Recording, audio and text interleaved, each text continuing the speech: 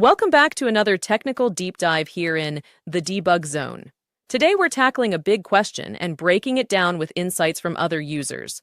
Hopefully this clears up some misconceptions and helps you get the answer you need. So buckle up, stay a little curious, and let's jump right in.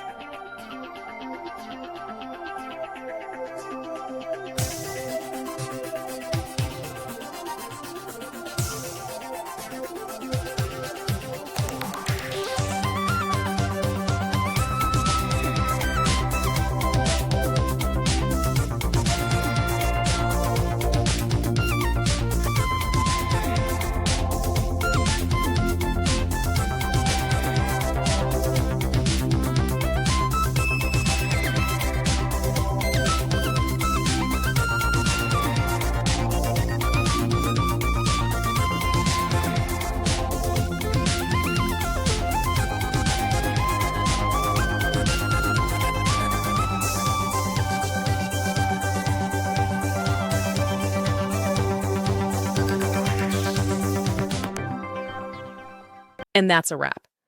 I hope you found the answer you were looking for. If you did, take a second to hit that subscribe button, it really helps out.